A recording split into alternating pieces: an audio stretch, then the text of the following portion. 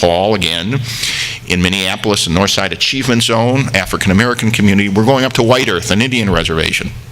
We're claiming we can do this anywhere. I've got an agenda here to convince anybody here who wants to start one of these pilots. We have the model. It's very straightforward. Working with the mayor of Rochester, Minnesota right now to create an organization like the Early Learning Foundation to manage it. I actually can deliver you the dollars. That's not a problem. There is money now in Washington to help finance scholarship programs like this. The idea is to go around the country and start replicating this in many places. It's actually fairly easy to scale. If you think about the challenge here, the challenge is, and I'll conclude with this, the challenge is you got to start early, and we do with home visiting nurses. It's got to be quality. It's a 4-star rated program. You better start with empowering those parents, because you're not going to get these double-digit returns if you don't get the parents engaged, and we do with our scholarships. And finally, I know there's some great principals and some great leaders out there in education. This has got to be replicable. You got to be able to bring it to scale. We can bring this to scale overnight in Minnesota. We're actually in the process of doing that. So again, this is an investment with a real high return. The research has been out there for a lot of years. I'm just the messenger here. The real question to ask yourself is, why aren't we why in Minnesota, even in Minnesota, we'll fund a stadium and the Mall of America well before we'll fund something like this? There's obvious answers to this politically, as I'm learning. When I was at the Fed, I kind of had to stay out of this, but now I'm at the university, I can get involved. There's a lot of money in this economic bidding war. These vulnerable kids, they don't vote. The last time I was in Chicago, I said maybe in Illinois they do, but in Minnesota they don't. The parents don't vote. There's very little political clout here.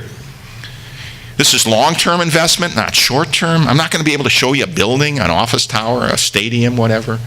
So you need leaders with foresight and not politically not easy to bring about. Fortunately, I think the language in the last 10 years is starting to change. The information is now out there that this is an investment that we need to make, and so I'm hoping we'll continue to move in that direction. And again, thank you for this opportunity.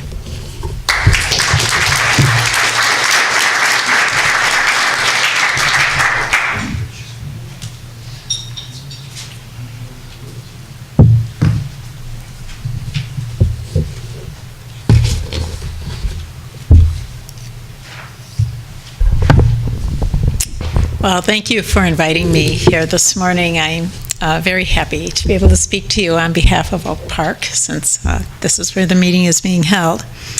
So I'm sure you're aware Oak Park is a community of 52,000 people living in a 4.5 square mile area. We are diverse by income and race, and we take great pride in that. And that was one of the reasons that I think we're able to bring about what I hope will be a model for you to look at as well, in terms of delivering high-quality early childhood services for all the children living in your community. So the Collaboration for Early Childhood began in 2002.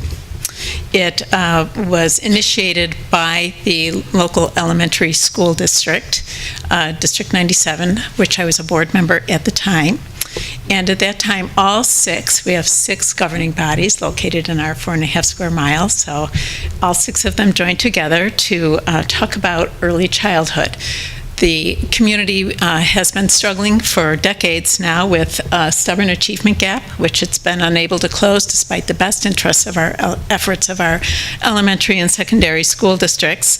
And people were really troubled by the fact that here in Oak Park, where we made great efforts to make sure that our elementary school district was high quality and met the needs of all the children who attend our schools, that our early learning experiences were widely varying. And they were very much dependent on a family's income, and they prepared children very, very differently for school, so that when our children entered kindergarten, we saw huge differences in their readiness level. And there had been the insight for some time that we needed to begin to do something about early childhood, but school districts weren't really set up to do that. All 6 of our jurisdictions work on early childhood in one way or another, through programming, through family support or licensing and all that kind of stuff. So they felt that they had a stake in that discussion. Early on, the decision was made to incorporate an organization as a not-for-profit, and that was done for two reasons. First of all, it was recognition that we needed a backbone organization that would bring together the many public and private service providers, and so that they could participate alongside the jurisdictions, and that we had a table that would be big enough and had a neutral party facilitating the discussion. The second reason was that we wanted to work to leverage private funding into Oak Park, and we thought a not-for-profit would be a better way to do that. I want to give you, people were asking me a little bit about Oak Park. We have 5,400 children live in Oak Park and River Forest, where we think of ourselves in some ways as a unified community because all of our children attend the same high school. We have a separate high school district here. 800 of our children are at risk based on income, possible developmental delays, and family stresses.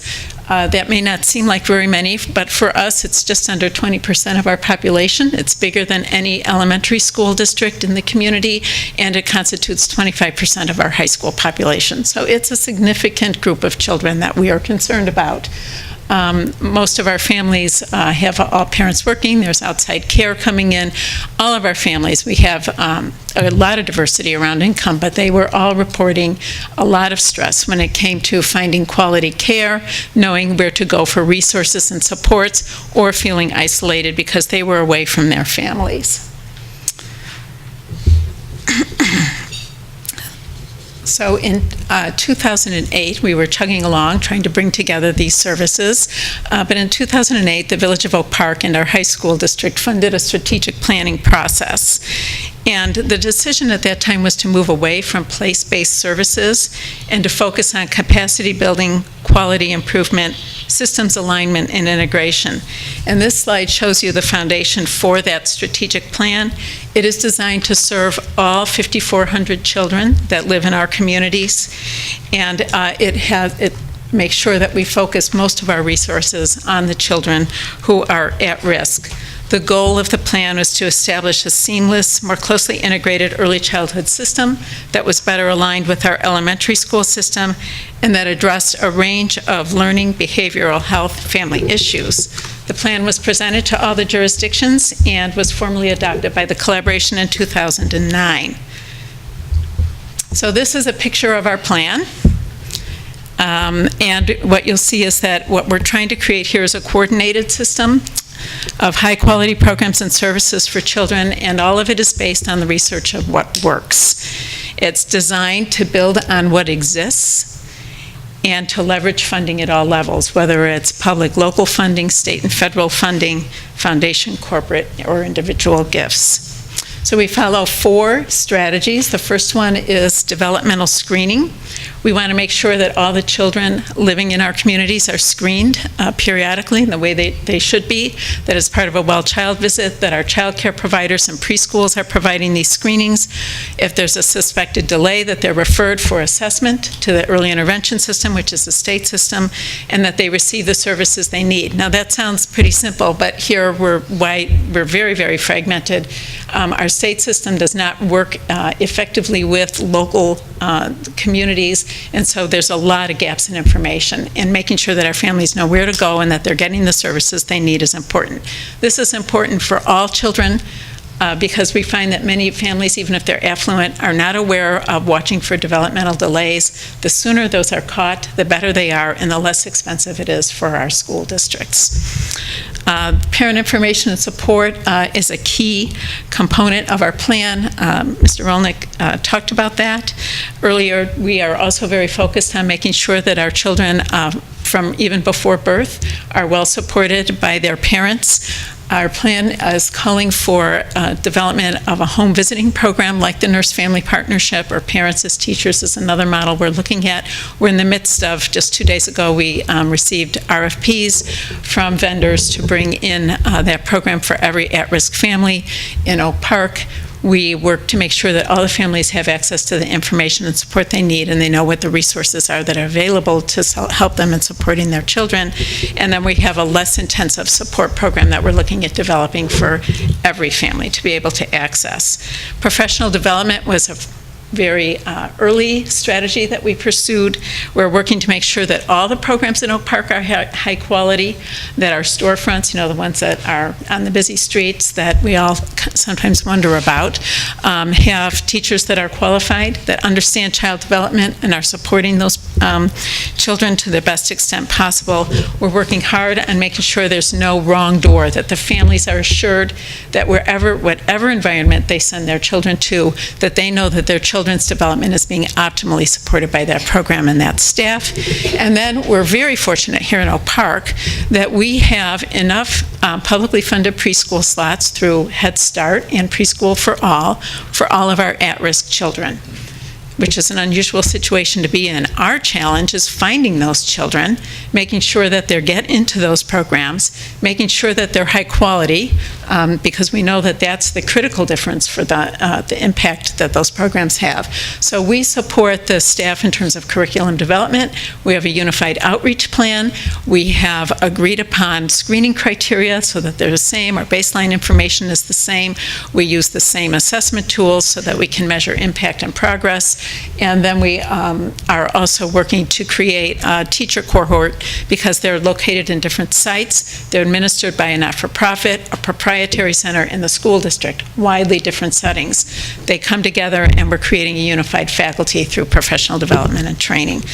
Then finally, at the bottom down here, you'll see that we believe that measuring our progress is critically important. We have the framework for a database developed. It tracks our public preschool work, but just today